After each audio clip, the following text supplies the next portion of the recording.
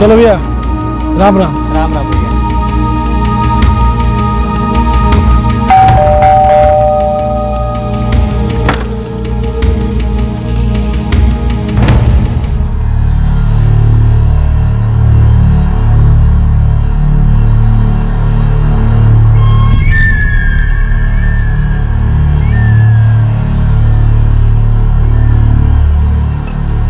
अब है पापा का पानी है, लेने दे साक्षी, बच्चा है। बड़ा भी तो होना है। तुम ये ले लो। ले बेटा।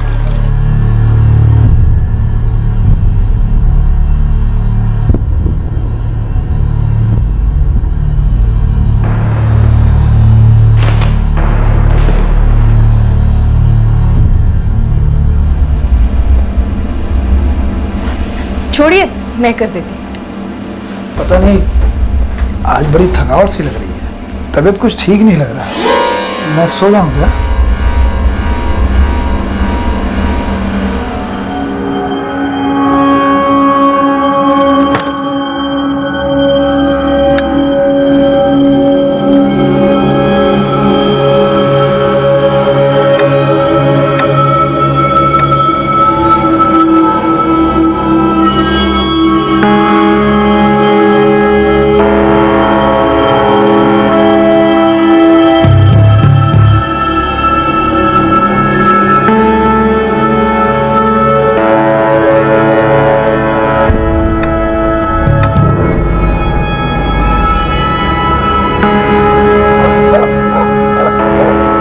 नजफगढ़, दिल्ली।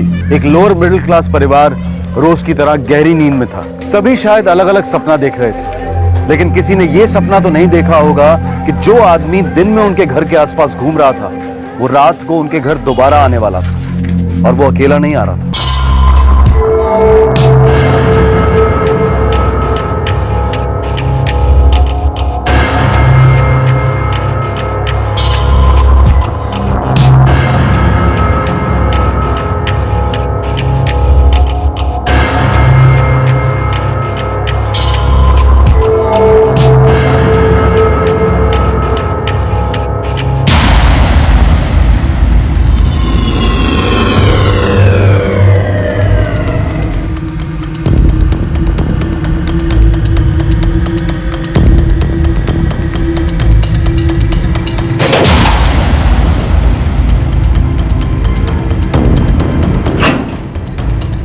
सुनो, सोना चांदी जेवर रोकड़ जो कुछ भी सब जल्दी से लपेट लो, जल्दी करो।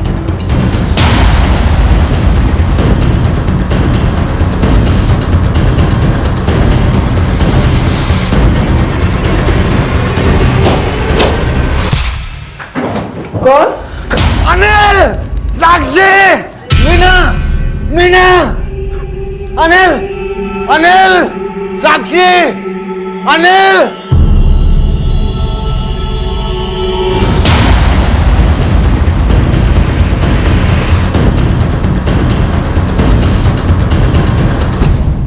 मीना, ए मीना, अनिल, अनिल, अनिल, साक्षी, अनिल, अनिल, साक्षी, अनिल, अनिल,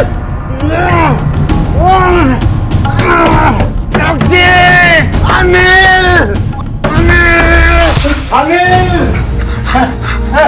बाबूजी, बाबूजी, बाबूजी,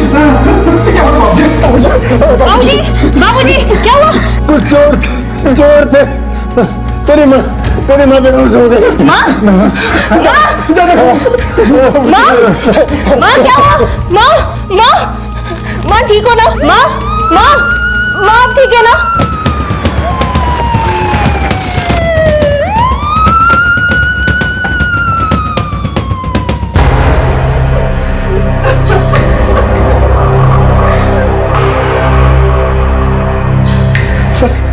सर मैं ये नहीं, मैंने ही आपको फोन किया था।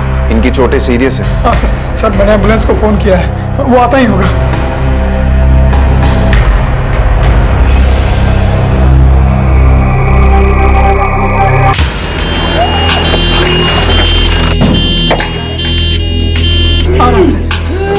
धीरे से। बस बाबूजी।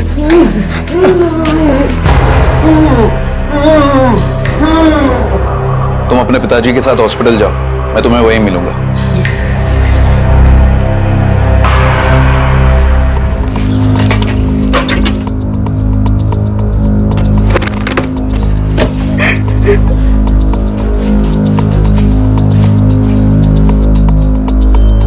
हम लोग तो कुछ देख ही नहीं पाए सर। जब बाबूजी रेंगते हुए दरवाजे के बाहर आए तो देखा कि उन्हें बहुत चोटें आई थी और माँ जी। सर, लगता है लूट भी हुई है। पोस्टमार्टम के बाद इंक्वायरी करेंगे। 2 कांस्टेबल्स को बाहर लगा दो, एक क्राइम सीन पर। गला घोटा गया इंस्पेक्टर। ये औरत 63 साल की थी डॉक्टर। आपने बचाव में लड़ नहीं पाई, इसके गले के विंड पाइप चोक हो गए थे, पूरी तरह से एफिक्सिएशन हुआ और फिर डेथ।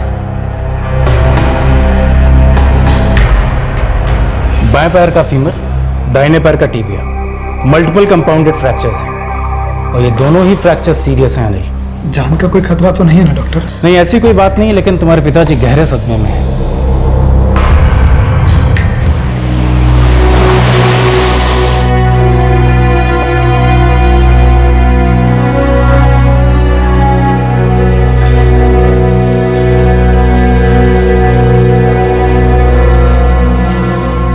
चांदी के सारे गहने ले गए वो लोग। लॉकर में 3000 रुपए रखे थे, वो भी नहीं है। यहाँ से कुछ ज्यादा सामान नहीं गया। हम लोग यहाँ पर कुछ भी महंगा सामान नहीं रखते, बस ऐसे ही कुछ रद्दी और किताबें वगैरह।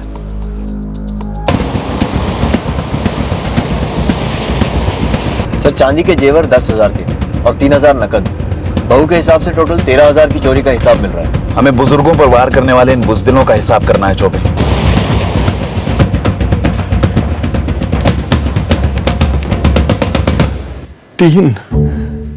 शायद 3 थे, नहीं 3 ही थे। वो घर के अंदर दाखिल कैसे हुए कैलाश साहब? पता नहीं साहब, सीढ़ियों से चढ़कर छत की तरफ भागे थे, तो आए भी वहीं से होंगे। आपने सबसे पहले क्या देखा? मैंने सबसे पहले सुना मेरी बीवी मीना, उसकी दबी हुई चीख। मैं हड़बड़ा गया कि क्या हो रहा है, कहीं कोई बुरा सपना तो नहीं देख रहा हूं। देखा तो ये तीनों। आपने उनका हुलिया देखा, उनका चेहरा देखा, कुछ बता सकते हैं? मुंह ढके हुए थे साहब। नकाब पोश चोर? तीनों ने काले रंग का नकाब पहना हुआ था। उनमें से 2 अलमारी लूट रहे थे और एक मेरी मीना का गला दबा रहा था। मैं चिल्लाया तो उनमें से एक हाकी लेकर मेरे ऊपर टूट पड़ा। मैं चीखता रहा, अनिल साक्षी, अनिल साक्षी। इनकी चीखें सुनकर आप तुरंत उठ गए? नहीं सर, मैं गहरी नींद में था। कमरे का दरवाजा बंद था। मुझे तो तब पता चला जब बाबूजी चिल्लाते हुए दरवाजा खटखटा। मीना, मीना कहाँ है? चुप हो, चुप हो तुम लोग। खत्म हो गई क्या? उन लुटेरों ने मार डाला मेरी मीना को क्या?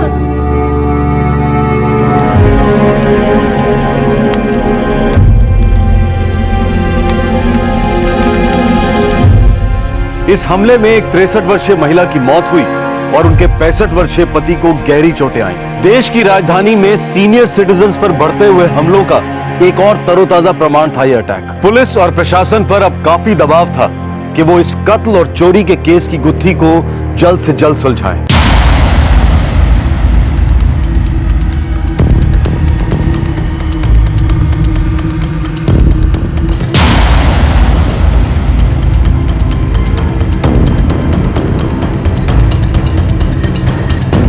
चौबे, कुछ मिला? सर, उन लोगों ने सीढ़ी का इस्तेमाल किया होगा छत तक पहुंचने के लिए। छत पर दरवाजा भी नहीं है। कोई भी छत के रास्ते बड़ी आसानी से घर के अंदर घुस सकता है। सर, वो जो सीढ़ी है वो सालों से घर के पिछवाड़े में पड़ी है। क्यों? बस पहले से है। अनिल, तुम काम क्या करते हो? सिक्योरिटी में हूँ, मास्टर प्लाजा में। तुम्हारे बाबूजी काम करते हैं या रिटायर्ड हैं? जी करते हैं ना सर, दयाल इंटरनेशनल स्कूल में। आपको तो पता ही होगा, अपने नजफगढ़ में। हाँ हाँ, क्या काम करते हैं वहाँ? वहाँ प्यून है मेरे बाबूजी। साहब जितने भी खबरी भाई लोग हैं किसी ने इस कांड के बारे में नहीं सुना है। मतलब साफ है कि आसपास के गैंग का काम नहीं हो सकता है। फिर कौन थे वो तीनों? साहब जो भी थे अलग किस्म के खिलाड़ी थे। नकाब उकाब पहनना, हॉकी से मारना, सीढ़ियों से आना, इन सालों ने पहले से कोई प्लानिंग कर रखी थी और एक दो चक्कर घर के भी लगा रखा था। साहब मामला कुछ गड़बड़ है।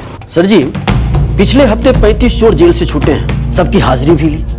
उस इलाके के 45 हिस्ट्री सीटर्स को राउंड अप भी किया है। काफी पूछताछ की सर, जमकर पूछताछ की, पर कोई कुछ उगल नहीं रहा है सर।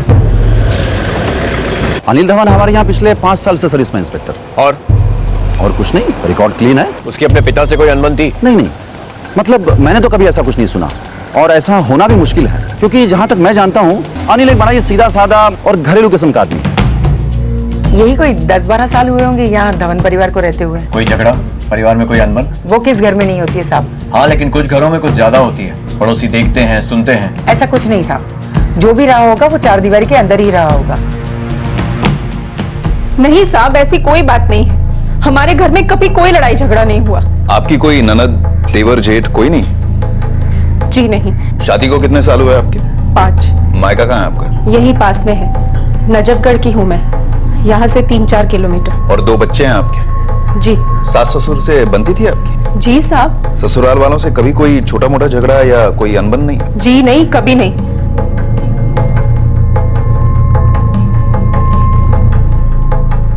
बाबूजी, कुछ देर में साक्षी खाना लेकर के आती होगी। मुझे अब चलना चाहिए। 2 दिन हो गए हैं ड्यूटी पे नहीं गया हूँ। मेरी चिंता मत कर, तू काम पे जा। सर, अनिल और साक्षी दोनों के फोन रिकॉर्ड्स खंगाले, कुछ भी ऐसा हाथ नहीं लगा। इन दोनों का कहना है कि घर में कोई भी अनबन नहीं थी। खबरी का कहना है कि इलाके का कोई भी चोर इन्वॉल्व नहीं है। लेकिन चौबे कांड तो हुआ है, एक की जान भी गई है, पर हमारे हाथों अब तक एक भी सुराग नहीं लगा है। सर, चोर नकाब पहन कर आए थे। अगर अजनबी होते तो क्यों पहनते? राइट। अनिल के पिता कैलाश ने उन्हें सबसे पहले देखा। 2 लोग घर को लूट रहे थे और एक उनकी पत्नी का गला घोट रहा था। सर, जब मीना जी का गला घोटा जा रहा होगा तब वो जोर से चीखी होंगी, लेकिन कैलाश जी को उनकी चीख सुनने में काफी देर लगी, जबकि वो एकदम करीब में ही सोए हुए थे। और एक अजीब बात सर। क्या? मुझे पता नहीं क्यों ऐसा लग रहा है कि कैलाश जी को अपने बेटे और बहू के रूम तक पहुंचने में कुछ ज्यादा ही देर लग गई। ये लोग कुछ ज्यादा ही गहरी नींद में थे। किसी ने कुछ सुना ही नहीं, बस आराम से सोते रहे। घर में लूटपाट हो रही थी, एक का कत्ल हो रहा था और ये दोनों आराम से घोड़े बेचकर सो रहे थे। सर, मीना जी को गला घोटकर मारा गया, लेकिन कैलाश जी को नहीं मारा। चौबे पीटा है उन्हें, बहुत बुरी तरह से पीटा है। सर, लेकिन कहां? सिर्फ टांगों पर।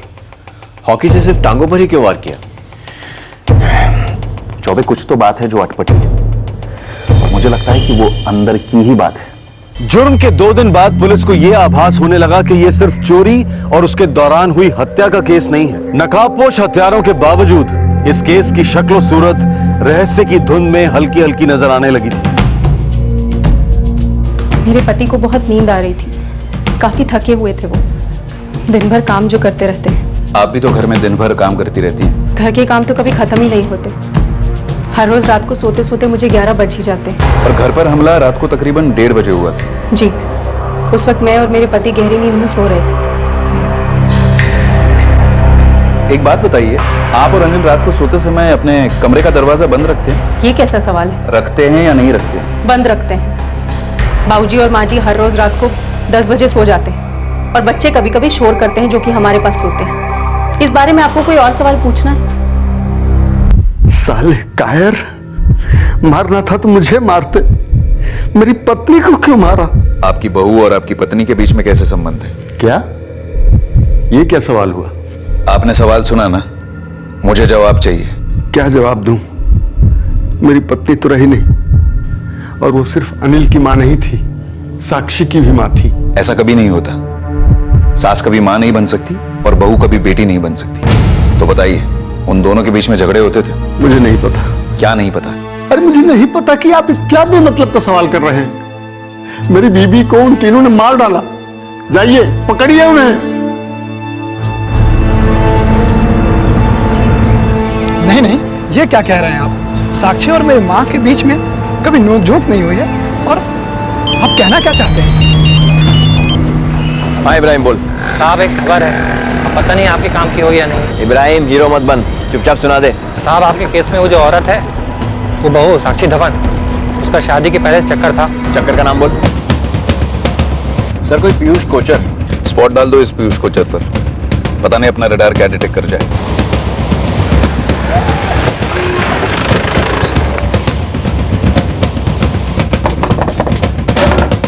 आप साक्षी के पिता हैं? हाँ जी, क्या बात है? हाँ जी, हमें पता है। शादी से पहले हमारी बेटी की एक पीयूष कोचर से दोस्ती थी। दोस्ती या दोस्ती से कुछ ज्यादा? जी वो ज्यादा हमें मंजूर नहीं थी। हमारे यहाँ जात से बाहर शादियां नहीं करते, कभी नहीं करते। जी हमारी बेटी को अपनी गलती का एहसास हुआ था। उसने पीयूष से सारे रिश्ते तोड़ दिए थे। वो अनिल के साथ खुश रही, वफादार रही। ये पीयूष कोचर यहीं का था, नजफगढ़ का? 5 साल पहले तक तो यहीं रहता था। अब पता नहीं, हमारा उससे कोई लेना देना नहीं था।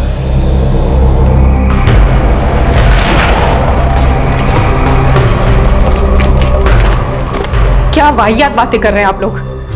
पिछले 5 सालों में मैंने पीयूष की शक्ल भी नहीं देखी और ना ही देखना चाहती हूँ। आपके पति जानते हैं? क्या बकवास है ये। आप लोग माँ जी के हथियारों को ढूंढने की बजाय मेरे और मेरे पति के बीच में आग लगाने की कोशिश कर रहे हैं। शायद 5 साल पहले लगी आग की कुछ चिंगारियां अब भी जल रही थी। शायद आपकी सांस उन चिंगारियों को बुझाना चाह रही थी। साक्षी जी, होने के लिए कुछ भी हो सकता है। हमारा तो काम ही है केस को हर एंगल से देखना। आप बुरा मत मानिएगा। आप लोग मेरा नाम उछाल रहे हैं, मुझे ब्लैकमेल कर रहे हैं मेरे अतीत को लेकर। लेकिन फिर भी मैं आपको एक बार फिर से बता देती हूँ, शादी के बाद 5 सालों में ना मैं पीयूष से मिली हूँ और ना ही मैंने उसकी शक्ल देखी है। मेरा उससे कोई रिश्ता नहीं और आपसे भी हाथ जोड़कर विनती करती हूँ, गड़े मुर्दे ना उखड़े।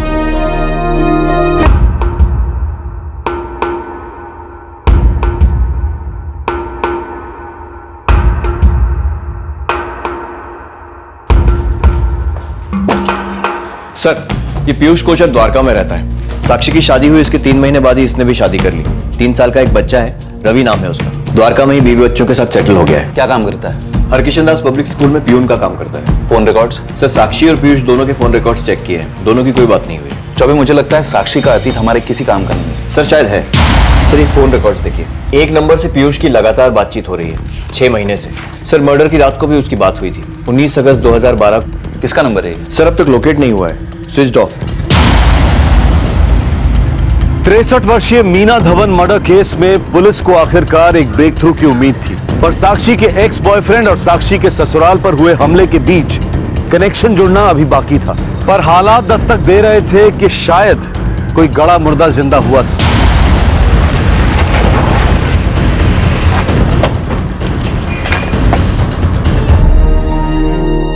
सर सर सर सर अरे सर ये क्या पागलपन है सर? पागल तो कोई और है, किसी और के लिए 5 साल बाद भी। क्या बक रहे हैं आप लोग? बकना अब आपको पड़ेगा पुलिस थाने में। सर ये क्या हो रहा, मुझे कुछ भी समझ में नहीं आ रहा। हमारे पास पूरे सबूत हैं कि आपकी माताजी की हत्या में आपकी पत्नी का हाथ है। क्या बात कर रहे हैं सर आप? सर ये तो जाती हो रही है सर। ना, जाती तो हो चुकी है, लेके चलो। सर अरे बात तो सुनिए सर हमारी।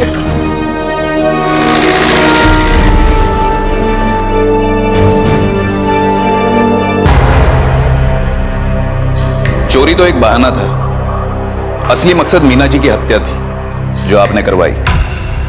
हाँ या ना? मैंने माँ जी की हत्या करवाई?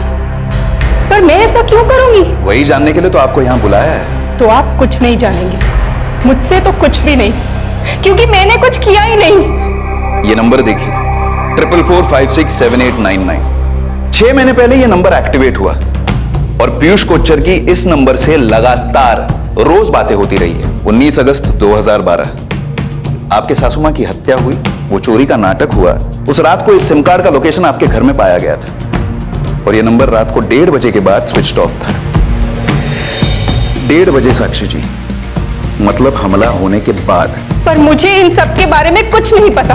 देखिए, जरूरत पड़ी ना तो आपके घर की एक एक ईंट अलग करके उस सिम कार्ड को और उस नंबर को दोनों को ढूंढ निकालेंगे। आसान तरीका यह है कि आप अभी के अभी सब कुछ सच बता दो।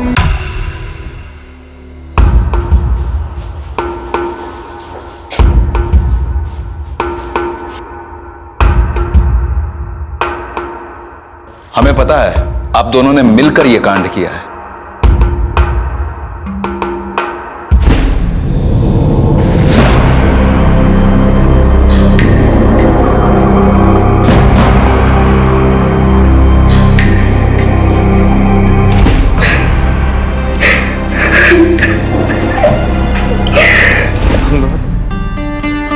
जाओगी मुझे? ऐसे चुटकी बजा के? भूलना पड़ेगा। मम्मी पापा ने कह दिया वो हमारी शादी कभी नहीं होने देंगे, और उनकी मर्जी के बिना मैं शादी नहीं कर सकती। 3 साल पहले तो मेरी बात नहीं पता थी। 3 साल पहले मुझे सिर्फ इतना पता था कि मैं तुम्हारे प्यार में हूँ, और मैं अब भी तुम्हारे प्यार में हूँ और हमेशा रहूंगा। पीयूष, समझने की कोशिश करो। भुला दो मुझे। तुम्हारे सामने तुम्हारी पूरी जिंदगी पड़ी और मेरे सामने भी। शायद हमारी तकदीर में यही लिखा था। मैं पीयूष को कभी भुला ही नहीं पाई। अनिल से जबरदस्ती मेरी शादी कर दी। मैं नहीं करना चाहती थी वो शादी। मैंने गुस्से में शादी की थी। साक्षी को तो मैं कभी भुला ही नहीं पाया था। और मैं अगर कुछ भुला पाई थी तो अपने दर्द को, अपने हालात से समझौता कर लिया था मैंने। हम दोनों तो अपनी एक अलग अलग दुनिया बसा चुके थे, बन चुके थे। फिर ये अलग अलग दुनिया मिली कैसे?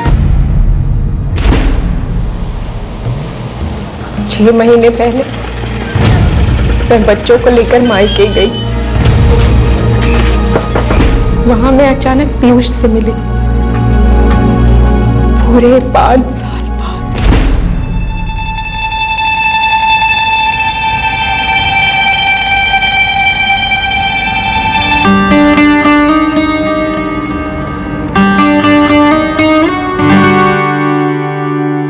यहाँ वो पास वाले बैंक में चेक डालने के लिए आया था। लगा कि तुम्हें देखा, फिर से देखा तो तुम्हें थी। मुझे फिर से देखने की जरूरत ही नहीं पड़ी, दूर से ही पहचान लिया। मुझे तो लगा था कि मेरी शक्ल भी भूल गई होगी, शायद मेरा नाम भी। तुम्हें सच में ऐसा लगा? मुझे याद करती हो कभी? अब मैं किसी और की पत्नी हूँ। मैं भी किसी और का पति हूँ। रोज याद करता हूँ साक्षी तुम्हें। एक जमाना था जब तुम्हारा हाथ ना पकड़ो तो तुम नाराज हो जाती थी। जब भी हम लोग मिलते थे हम दोनों के हाथ एक हो जाते थे। हमारे हाथों में मुझे तुम्हारी धड़कन सुनाई देती थी। और मेरा दिल सिर्फ तुम्हारे लिए धड़कता था।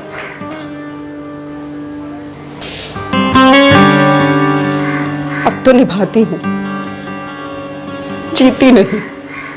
तुम्हारा दिल फिर धड़क रहा, और सिर्फ मेरे लिए धड़क रहा। आपके 2 बच्चे हैं और आपका एक लड़का।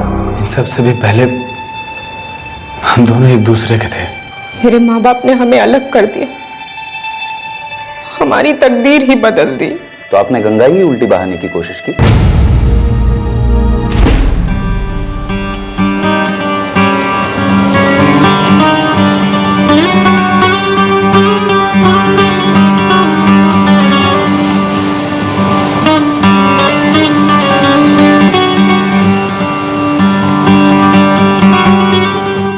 आज थोड़ा मुश्किल। अरे समझा करो, घर पे बहुत सारा काम। अच्छा ठीक है, कोशिश करते हैं। अब कोई नया बहाना ढूंढना पड़ेगा।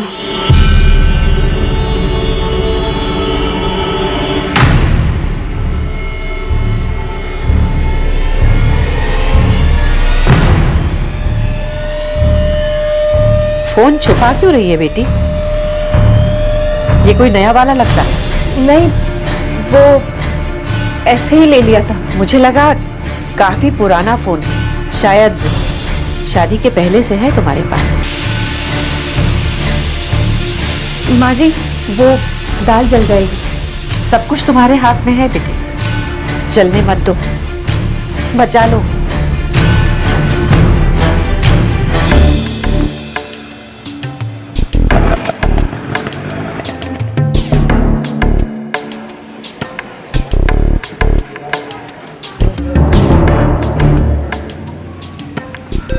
पीयूष, मुझे लगता है मेरी सास को कुछ शक हो गया।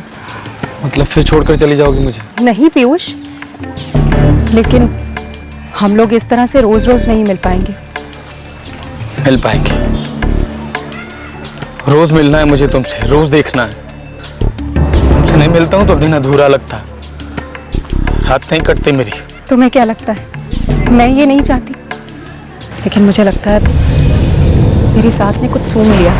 अब मिलने के लिए मुझे कुछ और ही रास्ता निकालना होगा। फिर कब मिलोगी? फोन करूंगी।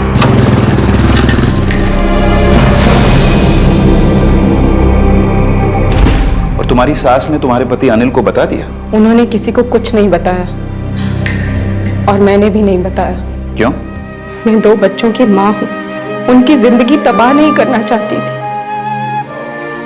उनकी खुशियां मेरे लिए सबसे ज्यादा मायने रखती हैं। पर मेरी खुशियों का क्या? मैं अनिल से नफरत नहीं करती थी, पर बिना प्यार की जिंदगी भी क्या कोई जिंदगी होती है? मुझे मेरा प्यार वापस मिल गया था। मैं सबके लिए जी रही थी, अब अपने लिए जीना चाहती थी। तुम्हारा नया फोन वाकई पुराना है। शादी के पहले का है या बाद का? वो पहले का। बेशर्मी की सारी हदें पार कर दी हैं तुमने। अपने बच्चों को मेरे पास छोड़कर अपने प्रेमी से मिलने जाती हो। शर्म नहीं आती तुम्हें? और मेरे समझाने का इतना सा भी असर नहीं हुआ तुम पे? अब मेरे पास एक ही रास्ता बचा है साक्षी, कि मैं सब कुछ अनिल को साफ साफ बता दूं कि उसकी पत्नी टिफिन सर्विस के बहाने अपने प्रेमी से मिलने जाती है। देख लो तुम्हें क्या करना है इस बारे में। नहीं नहीं माँ जी, आप प्लीज किसी से कुछ मत कहिएगा। तुम्हारे माँ बाप को बता दूं या वो सब कुछ जानते हुए चुप हैं? नहीं नहीं माँ जी, उन्हें वो कुछ नहीं पता। और अगर उन्हें कुछ भी पता चल गया तो वो लोग जीते जी मर जाएंगे। बहक गई थी मैं, गलती हो गई मुझसे। माँ जी, मैं हाथ जोड़कर माफी मांगती हूँ। भगवान के लिए, मेरे बच्चों के लिए किसी से कुछ मत कहिएगा। मैं अब से ऐसा कुछ भी नहीं करूंगी। तो इस बात को यही खत्म कर दे साक्षी। आज ही इसी वक्त दफन कर दे इस बात को। और माफी मुझसे नहीं, भगवान से मांग इस पाप के लिए। पाप पाप पाप। मैं अपने किए पर दिल से शर्मिंदा नहीं थी, बिल्कुल नहीं थी। मैं अपने हिस्से का प्यार ही तो चाहती थी जो मेरे माँ बाप ने मुझसे छीन लिया था। अच्छी बीवी, अच्छी बेटी, अच्छी माँ, अच्छी बहू थी, पर अपने अंदर की औरत का गला कैसे और क्यों घोट देती मैं? जिंदगी तो एक ही होती है ना। पीयूष, अब मुझे निकलना होगा, वरना मेरी सास को फिर से शक हो जाएगा। साक्षी बैठो। मैं मानता हूं कि दोनों के दोनों शादी के कैद में बन चुके हैं, जिंदगी जेल हो चुकी है। पर हम लोग कभी रिहा नहीं हो पाएंगे। तुम तो शायद बचकर निकल भी जाओ, पर मुझे तो समाज नोच खाएगा। 2 बच्चों की माँ अगर अपने पति को छोड़कर अपने प्रेमी के साथ रहना चाहे तो वो औरत औरत नहीं, डायन कहलाती है। इस वक्त तो डायन तुम्हारी सास है। नहीं पीयूष, सिर्फ सास नहीं है, माँ बाप भी है, सारी दुनिया है। साक्षी, हम लोग अपनी एक नई दुनिया बसाएंगे। अब तक तो सिर्फ तुम्हारी सास हम दोनों के बारे में जानती है ना। थोड़े दिनों के बाद कोई नहीं जानेगा। क्या मतलब?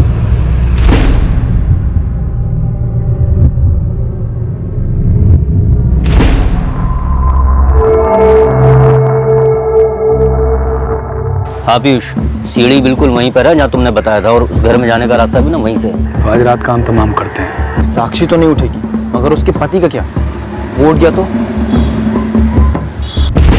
नवीन मेरा जीजा है और सुनील मेरा दोस्त। मैंने उन दोनों को इस प्लान में शामिल कर लिया था। तुम भी तो शामिल हो इस प्लान में। तुमने तो सोने की एक्टिंग की लूटपाट और हत्या के दौरान, पर तुम्हारे पति क्यों नहीं जागे? वो माजरा क्या है?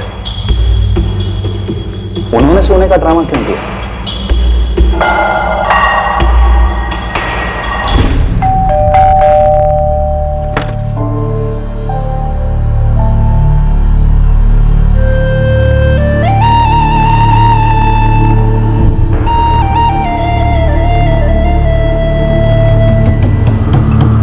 अब है पापा का पानी, तुम ये ले लो।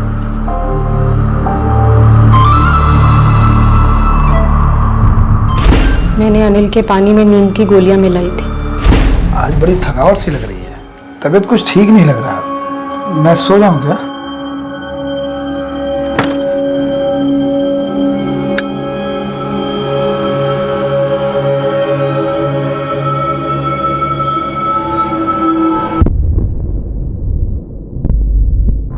साक्षी, हाँ साक्षी, रेडी।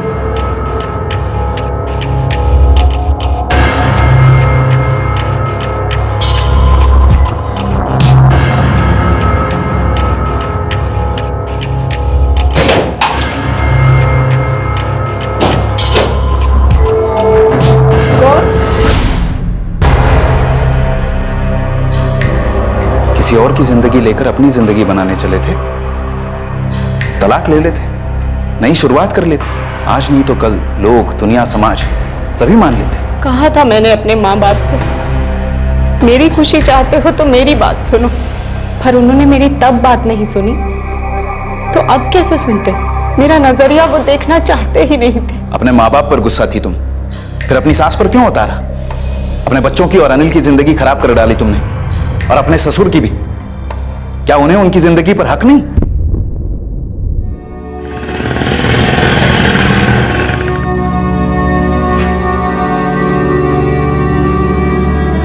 बाबूजी, मैं पानी लेकर के आता हूं। अनिल, क्या तुझे वाकई में कुछ भी पता नहीं था? बाबूजी, नहीं बाबूजी, सच में मुझे कुछ भी पता नहीं था।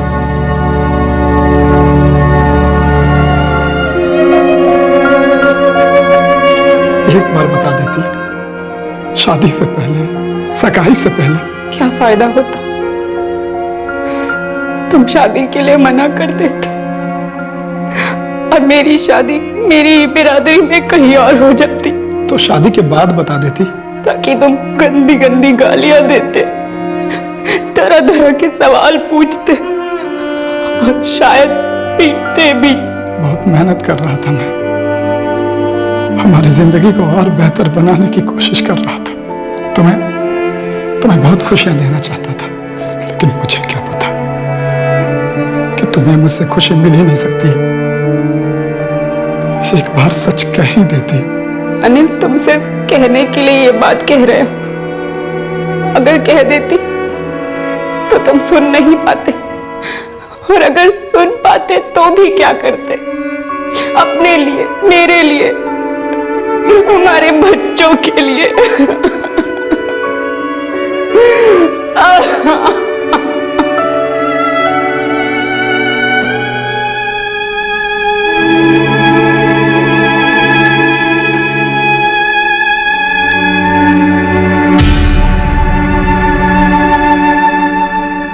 साक्षी और पीयूष इस वक्त जेल में हैं। पीयूष का जीजा नवीन कुमार और उसका दोस्त सुनील कुमार भी पुलिस हिरासत में है। नवीन ने पीयूष की मदद करने के लिए इस जुर्म में उसका साथ दिया, और सुनील पैसों के लिए इस क्राइम का हिस्सा बना। इस जुर्म ने 2 परिवारों को बर्बाद कर दिया और एक मासूम की जान ले ली। साक्षी की घुटन के बारे में किसी को भनक तक नहीं थी, सिवाय खुद साक्षी के, और उसके माता पिता ने भी ये मान लिया था कि वो अपने पति के साथ बहुत खुश है। पति अनिल साक्षी के नॉर्मल बिहेवियर के कारण कभी ये समझ ही नहीं पाया कि साक्षी के मन में आखिर चल क्या रहा, और जब उसकी सास मीना को पता चला तो उसके हिसाब से साक्षी एक बहुत बड़ा पाप कर रही थी। साक्षी और पीयूष ने अपने स्वार्थ को पूरा करने के लिए एक बेकसूर की जान ले ली। अगर साक्षी और पीयूष अपनी जिंदगी वाकई एक साथ बिताना चाहते थे तो वो कानून के दरवाजे पर दस्तक दे सकते थे। तलाक कोई पाप नहीं है, पर शायद ये सारी बातें कहना बहुत आसान होता है और करना बहुत मुश्किल।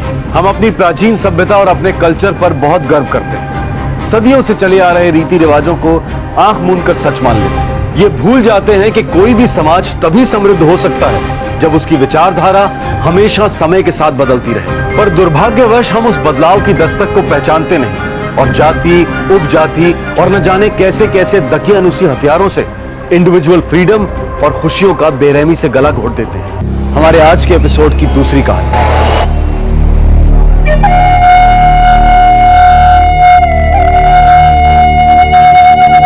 बेटा जा कहाँ रहे हो? बोला ना वो, पता नहीं, बस जा रहा हूं। और बेटा यहाँ कुछ क्यों नहीं हो सकता? हो सकता है ना मम्मी।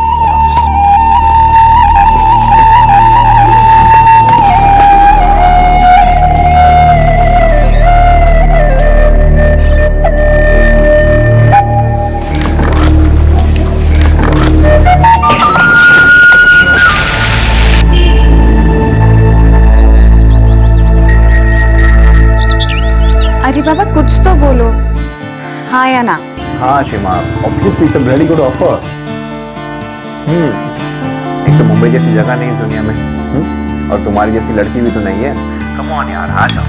अरे सोचने का मौका तो दो। कम ऑन यार, हम दोनों एक साथ होंगे, एक ही शहर में हो गए, तुम्हें अभी सोचना? आशी, मैं कह रहा हूँ तुम आज ही रेजिग्नेशन दे दो और जल्दी आ जाओ। और सुनो, मुंबई आकर बैग्स पैक कर लेना। या very funny.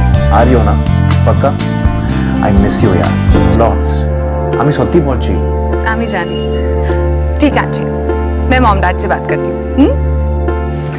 Ashima, it's very good opportunity, ऐसे मौके बार बार नहीं आते। और आशिमा, रोशनजीत भी तो है वहाँ, शादी के पहले दोनों वक्त गुजारोगे तो अच्छा रहेगा। पर दीदी सिर्फ वक्त गुजारते मत रहना। और आपको पता है 3 साल से मैं वेट कर रही हूँ, कब मैं करीना कपूर के जैसे लहंगा सिलवाऊंगी, कब आपका संगीत होगा, कब फुल ऑन मेहंदी होगी। उफ दी, आपने तो बोर कर दिया मुझे। ए हेलो, ये असली लाइफ ना कोई करण जौहर मूवी नहीं है। अरे हमें अपने करियर सेटल करने हैं, खुद सेटल होना है। और प्रसन्नजीत को अभी वहाँ 1 साल भी नहीं हुआ। And you have no idea कि कॉर्पोरेट सेक्टर में कितना कट थ्रोट कंपटीशन होता है। You have to be on your toes all the time यार। बेटा उसी का तो मजा है। मुंबई की कंपटीशन आदमी हो या औरत, उससे उसका बेस्ट निकलवाती है। पता नहीं dad, but first time Mumbai, मुझे थोड़ा थोड़ा नर्वस लग रहा है। मेरी बेटी आशिमा और नर्वस डोंट जोगा। और देखो वो रेजिग्नेशन लेटर टाइप किया कि नहीं? आज सबमिट करें। एक्सीलेंट। एंड ट्रस्ट मी बेटा, तुम्हारा ये फैसला तुम्हारी लाइफ चेंज कर देगा। Hopefully. Come on come on.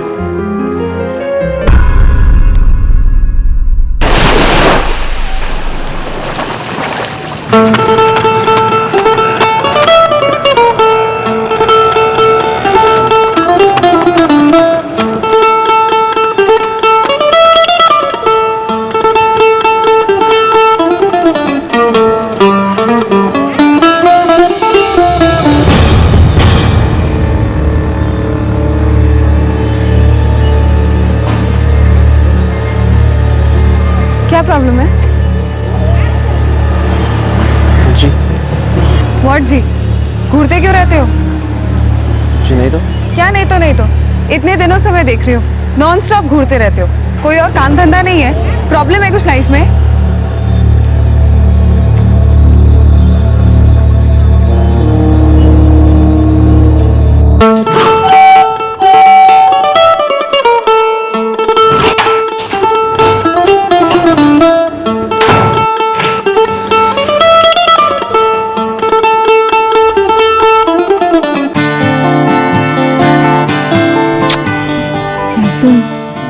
उठो ना, मैं 5 मिनट में ऑफिस के लिए निकल रही हूँ। 5 मिनट ना प्लीज, ऑफिस में बहुत काम है, लेट हो जाएगा।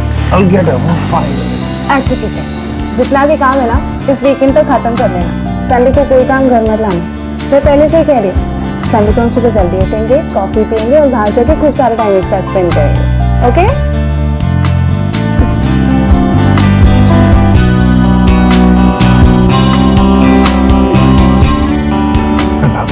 अब नींद नहीं आ रही? नौटंकी। अरे सुनो ना, सुनो।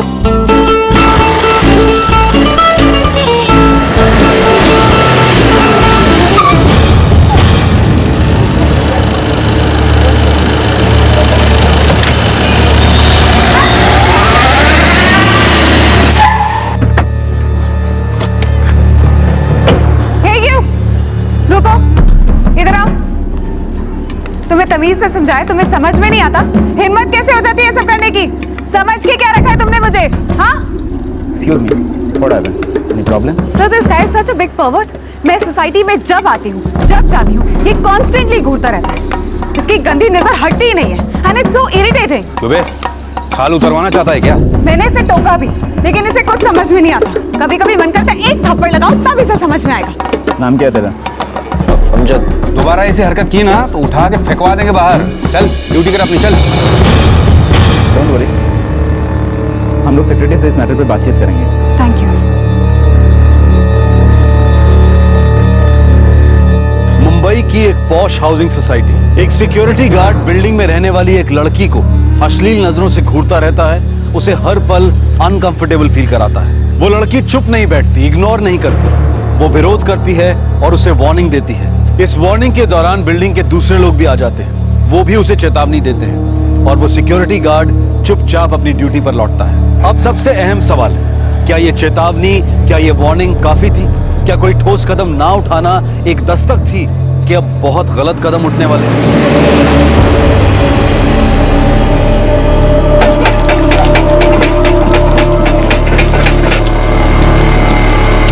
पेट में चूहे साले जॉगिंग कर रहे हैं। खाना तैयार हुआ क्या? बन रहा है। तो दोबारा लगाना, आटा लगाना।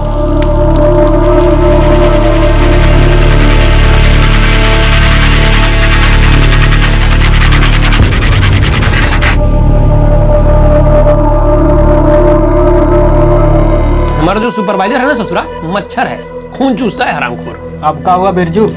अरे यार वही रोज का, हम कहे डबल ड्यूटी करेंगे तो डबल तनख्वाह लेंगे, तो भाई सीधा गणित है। तो बोला नहीं 1.5 देंगे। कहें भाई तुम्हारे बाप का ब्याह है? तो भाई सीधा हिसाब होना चाहिए ना, डबल का डबल। हम भी मुंह पे बोल के आ गए कि अपना डबल ड्यूटी डालो अपना जेब। हम तो ओडोमस लगाएंगे और अपने खोली में मस्त सोएंगे। का भाई? अरे तुमको क्या हो गया है, ऐसे मुंह क्या लटकाए हो? तुम्हारा भी सुपरवाइजर तुम्हारा पैसा वैसा काट लिया था? साली हमको बोलती है झापड़ मारेगी। कौन साली? 804 वाले जो साहब है ना, उनके हमें बोलती है झापड़ मारेगी, सारी दुनिया के सामने बोली। तुमने कुछ गलत किया क्या उनके साथ? साला लड़कियों की तमीज नहीं यहाँ पर, हमेशा में के हाथ मारती है। हमको बोलती है कि थप्पड़ मारेगी। ओ अमजद, यहाँ का हिसाब किताब अपने गांव जैसा नहीं है कि लड़की लोग नजर नीचे करके रहेगी। यहाँ दूसरा हिसाब है बाबू। हम भी शुरू में आए थे तो बहुत तकलीफ होता था, धीरे धीरे आदत पड़ गया। तो तुमको एक सलाह देते हैं, ये सब फालतू मत सोचो और ये पतलून वाली मैडम लोगों को झेलने की आदत डाल लो। बाबू हम तो कहते हैं आंख मूंद के बस ड्यूटी करो, ड्यूटी खाओ।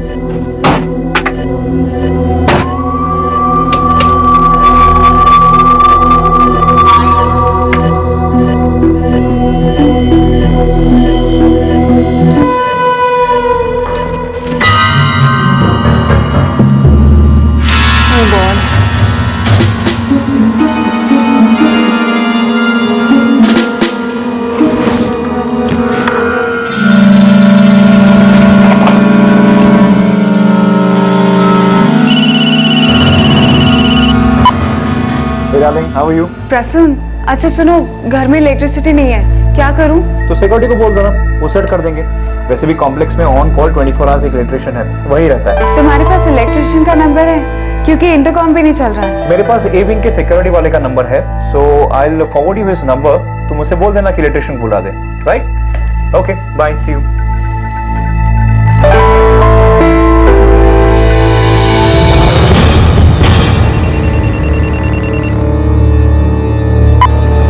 हेलो।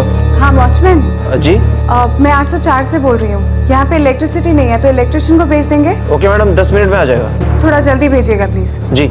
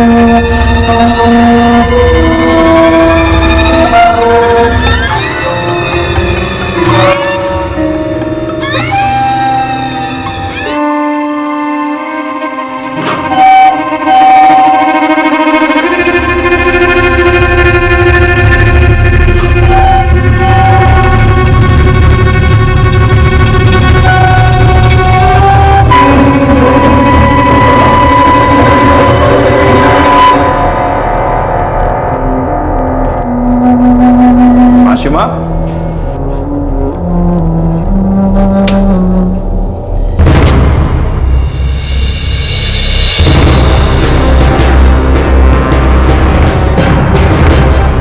हेलो।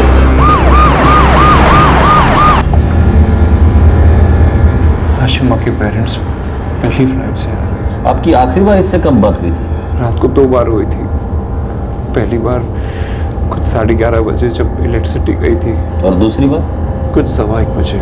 प्रसून, इलेक्ट्रिशियन ने कहा कि सिर्फ बेडरूम का फैन चालू रखें, बाकी सारे अप्लायंसेस बंद करने को बोला। इट सीम्स वायरिंग में कुछ प्रॉब्लम है। अच्छा, लेकिन अभी तो काम कर रहा है। नहीं, अभी तो वो चला गया। कल सुबह फिर से आएगा।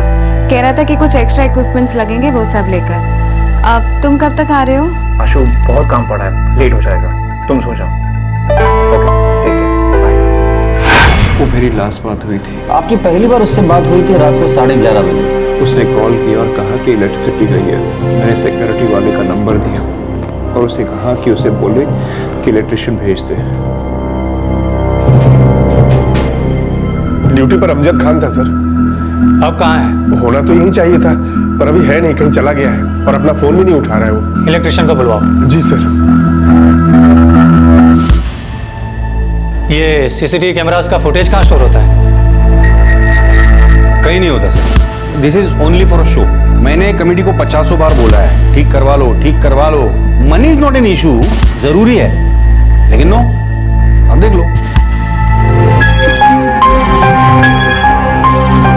मेरा नाम श्याम तावड़े है साहब। मैं इस फ्लैट में 2 बार ही आया था। 2 बार? हो साहब, पहली बार तकरीबन 11:45 पर।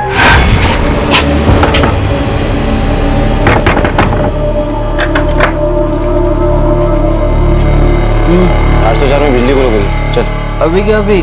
हाँ अभी क्या अभी।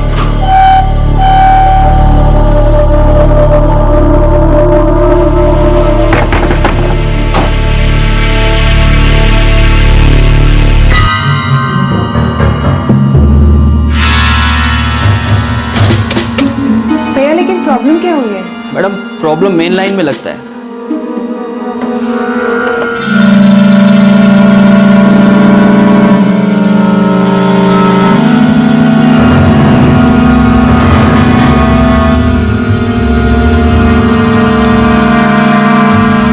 इधर ही से ट्रिप हुआ था रे।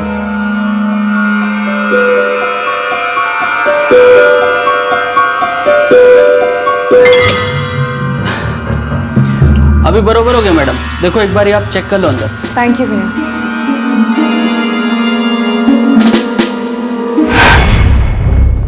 जब बराबर हुआ था तो दूसरी बार क्यों आया? फिर से पावर ट्रिप हुआ था ना साहब, अमजद ने मेरे को दोबारा से बुलाया। कितने बजे? 1-पौने घंटे बाद, तकरीबन 1:45 बजे साहब। क्या भैया, एक ही बार सेट कर दो ना, बार बार वही प्रॉब्लम है।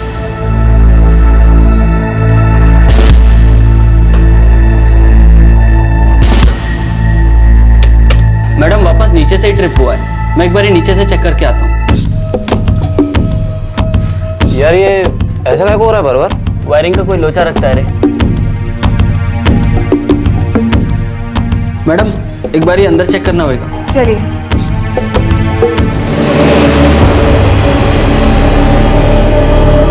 मैडम, इधर तो सब फिट है, मेन लाइन में कोई प्रॉब्लम लगता है। तो अभी क्या करना होगा? अभी फुल घर का वायरिंग चेक करना पड़ेगा मैडम। अभी इतनी रात को? एक काम करो ना मैडम, आप आपके बेडरूम का फैन का लाइन अलग है, इसको अभी चालू रखो, बाकी सब ऑफ कर दो। सुबह में अपने 2-3 लड़के लोग को लेकर इधर आऊंगा ना, थोड़ा सामान भी चेंज होएगा, फुल घर का वायरिंग चेक करेंगे, प्रॉब्लम पकड़ में आया तो बस फटाफट हो जाएगा। ओके, ठीक है। बस साहब, मैं अमजद के साथ नीचे आ गया और अमजद गायब है।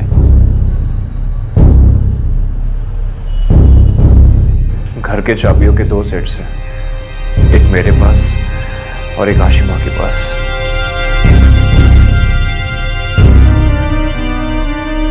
घर में फोर्स एंट्री का कोई निशान नहीं है। या तो आशिमा ने खुद दरवाजा खोला है या कोई दरवाजा खोलकर अंदर आया है। नहीं, हमने तो कोई आवाज नहीं सुनी। नहीं, हमने भी कोई आवाज नहीं सुनी सर। लेकिन प्रसन्नजीत ने कहा कि जब उसे बॉडी मिली तो उसने आप लोगों के फ्लैट्स का बेल बजाए थे। सुबह 4:20 खोलिए प्लीज, हेल्प हेल्प, खोलिए प्लीज। सॉरी सर, मैंने सुना नहीं। नहीं, मैंने नहीं सुना सर। बिजली 2 बार गई थी और घर में कोई फोर्स्ड एंट्री भी नहीं हुई थी। पड़ोसी रात भर आराम से सोते रहे, उन्होंने कुछ भी नहीं सुना, ना ही किसी की चीखें और ना ही झड़प की आवाजें। उन्हें तो प्रसन्नजीत द्वारा बजाई गई डोरबेल भी नहीं सुनाई दी। और सिक्योरिटी मैन अमजद खान गायब था। अमजद और आशिमा के बीच पहले से तनाव था और उस रात अमजद भी इलेक्ट्रीशियन के साथ 2 बार फ्लैट में गया था।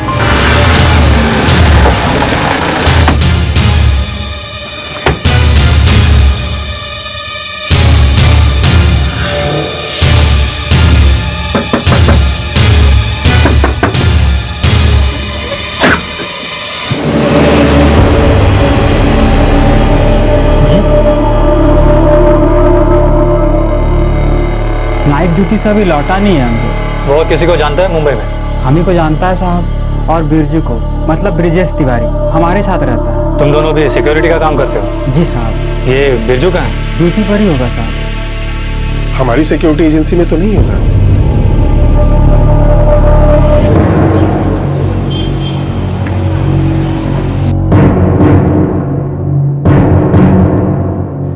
एड्रेस में तो सिर्फ गुलमर्ग श्रीनगर लिखा है।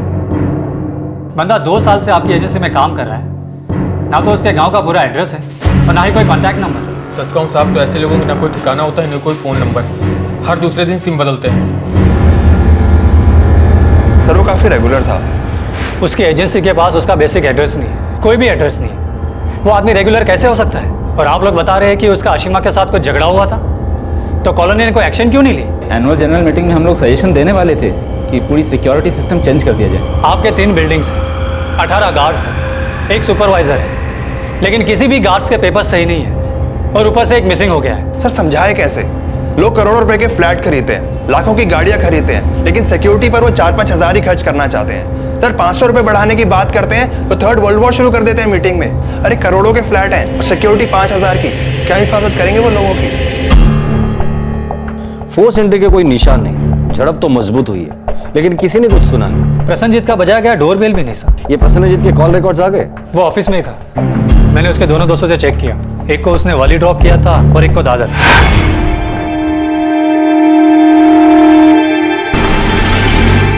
इसका मतलब है इस वक्त हमारा मुख्य आरोपी है अमजद खान, सिक्योरिटी गार्ड, जो इस वक्त गायब है। सर मैंने उसकी तस्वीर श्रीनगर फैक्स की है, वहां के हेडक्वार्टर्स ने कहा है कि वो स्कैन करेंगे और पता लगाने की कोशिश करेंगे। सेलफोन अभी भी स्विच ऑफ है सर। हेलो सर जी, ब्रिजेश तिवारी बोल रहा हूँ, अमजद खान के साथ रहने वाला।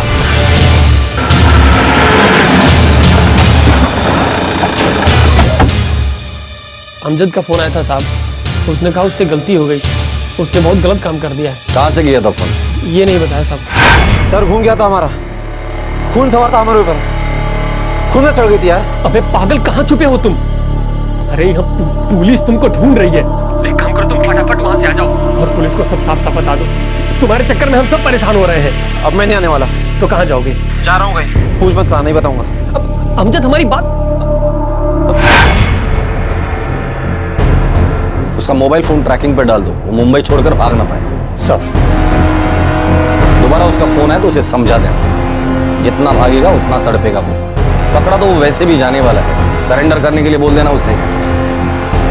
सरेंडर का मतलब समझता है ना? समझते हैं सर, और हम उसको समझा देंगे सर।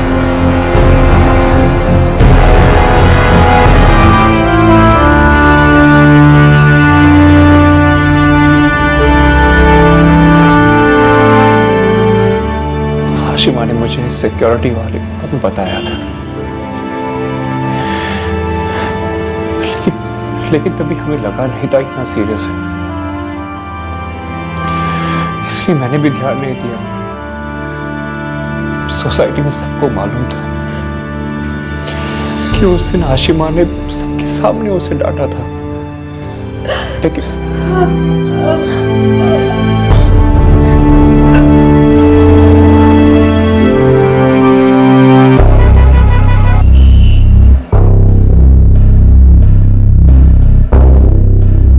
फिरोजपुर का लंडा जनाब, अमजद खान नाम है उसका अब्बा ट्रेड पोस्ट पर हमाल है।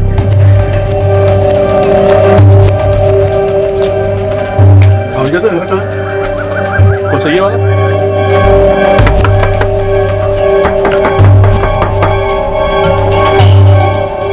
अमजद कहाँ है? 5 साल से मुंह नहीं दिखाया उसने साहब। अब वो किसी को मुंह दिखाने लायक नहीं रहा। मुंबई में एक लड़की का खून किया उसने। या अल्लाह, 2 साल पहले एक बार फोन आया था उसका, तभी तो कह रहा था सब अच्छा है, आमदनी भी अच्छी है, और हमको 1 पैसा भी नहीं भेजा साहब। कसम खुदा की 1 पैसा नहीं भेजा उसने। सोचा था बुढ़ापे का सहारा बनेगा, सहारा बनना था तो ये क्या कर डाला।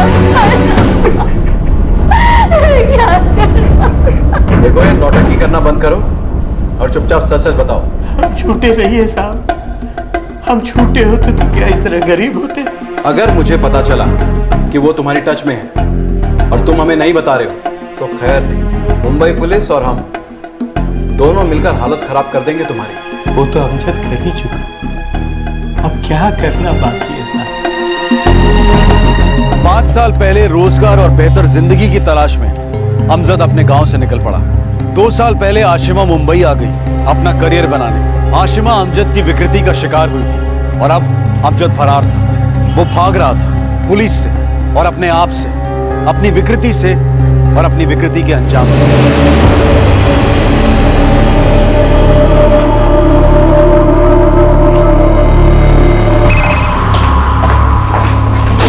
सर, अमजद ने 10 मिनट के लिए सेल ऑन किया था। लोकेशन? बोरीवली स्टेशन के आसपास।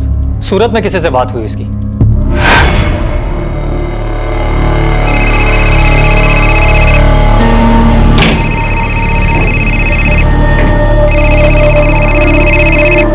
हाँ अमजद, बोल भाई। मुझे कुछ दिनों के लिए तेरे आना है, आज शाम को निकल रहा हूँ। सब खैरियत तो है ना भाई? नहीं यार, खैरियत नहीं है। पहुंचकर सब कुछ बताता हूँ तुझे। अच्छा सुन, मुझे लेने के लिए आएगा मैं सूरत स्टेशन पर? हाँ आऊँगा ना भाई। ठीक है, शाम तक पहुँच जाऊँगा और स्टेशन पे पहुँच के फ़ोन करता हूँ तुझे। खुदा हाफिज़। हमने सूरत फ़ोन करके फैज से कहा है कि वो अमजद को अलर्ट ना करे। नहीं करेगा सर। उसका पिन पॉइंट लोकेशन ट्रेस करो। चलो।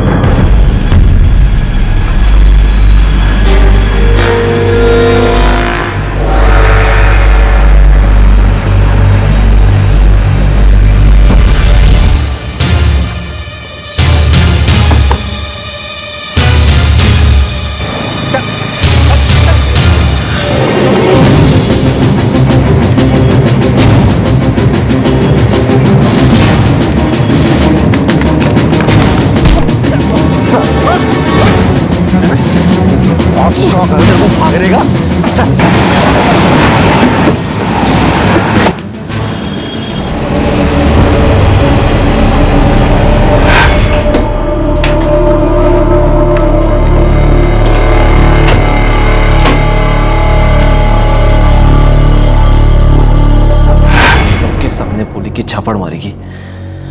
साला सबके सामने बेइज्जत किया हमें, तभी हमने ठान लिया था कि हम भी दिखाएंगे हम क्या चीज है।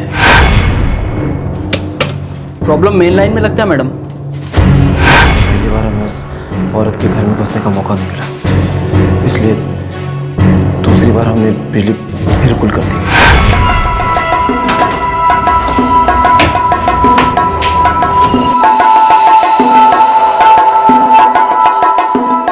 मैडम एक बार ये अंदर चेक करना होगा। चलिए।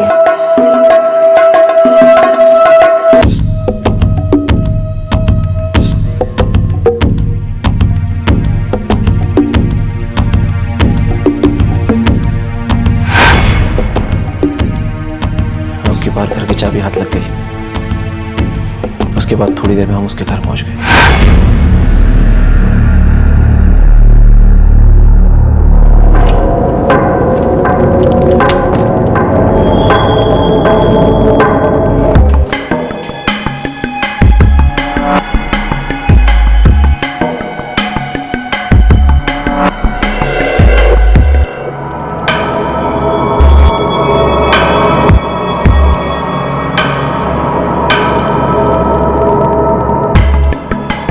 को लेकर अंदर गए थे।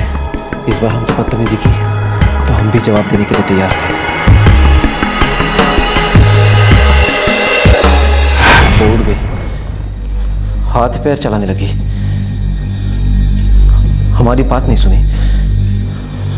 तब तो बस हमारी हट गई, हमसे टक्कर लगी, खूब गला फाड़ रही थी तो हमने उसका गला ही काट डाला।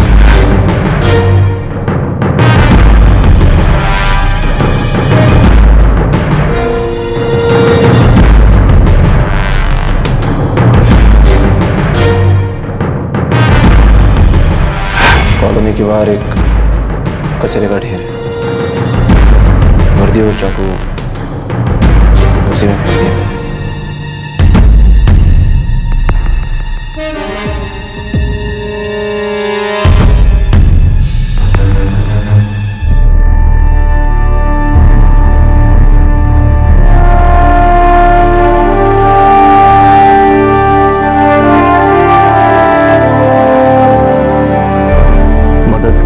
चिल्लाई मेरी बेटी, she shouted and shouted, पर किसी ने नहीं सुना, या सुना पर कुछ किया नहीं।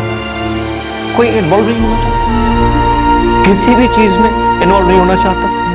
क्या सब अपनी जिंदगी में इतना इन्वॉल्व है? क्या हो गया है हम सब?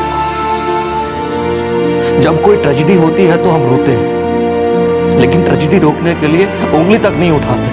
और फिर कभी ज्यादा डर लगे तो गुस्सा दिखाते हैं, सड़कों पर आते हैं। फिर again back to square one. हम और हमारी जिंदगी, हमारी इन्वेस्टमेंट्स, हमारी सेविंग्स, EMI, ब्लड शुगर, छुट्टी, foreign education, promotion, this and that. Police इस वक्त अमजद खान के खिलाफ चार्जशीट फाइल कर रही है। मर्डर के साथ साथ मोलेस्टेशन और अटेम्प्टेड रेप के भी चार्जेस लगाए जाएंगे। हाल ही में हुए दिल्ली केस के बाद पूरी संभावना है कि ये केस भी फास्ट ट्रैक कोर्ट में दाखिल किया जाएगा। पूरी संभावना है कि इस केस में भी मुजरिम को कड़ी से कड़ी सजा सुनाई जाएगी, जैसे कि दिल्ली के केस में मृत्युदंड की मांग हुई है। जुर्म के लिए कड़ी सजा होनी ही चाहिए। सजा का डर जुर्म को कंट्रोल करता है। अगर सजा जरूरी है तो जुर्म को रोकने के लिए कदम उठाना भी बहुत जरूरी है। जिस सिक्योरिटी एजेंसी ने अमजद खान को काम पर रखा था, उस एजेंसी के अपने पेपर्स भी डामाडोल पाए गए। पुलिस को पता चला कि रजिस्ट्रेशन में प्रॉब्लम है, किसी भी एम्प्लॉय का रिकॉर्ड ठीक से नहीं रखा गया। और बहुत चिंताजनक बात यह है कि ज्यादातर एजेंसीज की यही हालत है। बिल्डिंग की मैनेजमेंट कमेटी पैसा बचाना चाहती है, प्रशासन सख्ती से पेश नहीं आता है और ऐसी एजेंसीज पर क्रैकडाउन नहीं हो पाता है। कहीं से भी किसी पर प्रेशर नहीं, और तब तक नहीं जब तक कोई भयंकर हादसा दस्तक नहीं देता कि जागो, आप दलदल में धंस रहे हैं। अमजद खान को सजा जरूर मिलनी चाहिए ताकि आशिमा के साथ न्याय हो, ताकि समाज में, देश में कानून बना रहे। पर क्या एक अनइक्वल बटा हुआ समाज अपने आप में एक जुर्म नहीं है? इसके लिए क्या सजा है और किसे दी जाए? और सबसे जरूरी सवाल कि इस जुर्म को रोका कैसे जाए। हम ये बात बिल्कुल स्पष्ट करना चाहते हैं कि हम औरतों पर होने वाले सेक्सुअल अटैक्स को कोई इकोनॉमिक जस्टिफिकेशन नहीं दे रहे हैं। औरतों पर हिंसा करना, जिसमें रेप भी शामिल है, दरअसल एक पुरुष प्रधान समाज का बाय प्रोडक्ट है। और इसकी झलक हमें अपने पॉलिटिशियंस के बयानों में अक्सर देखने को मिलती है, जो औरतों के कपड़ों और उनकी टेक्नोलॉजी की समझ पर आए दिन टिप्पणी कसते रहते हैं। ये पिछड़ी हुई सोच पुरुषों को विरासत में मिली एक विकृति है। स्त्रियों के प्रति नफरत समाज के हर तबके के कुछ पुरुषों में पाई जाती है, बीमारी की तरह। लेकिन हम बात कर रहे हैं एक बहुत बड़ी बीमारी की, जो पूरे देश को दीमक की तरह अंदर से खाए जा रही है, और वो है एक तरफा विकास। इस तरह के और भी एपिसोड देखने के लिए हमारे चैनल को सब्सक्राइब करें और बेल आइकन दबाना ना भूलें।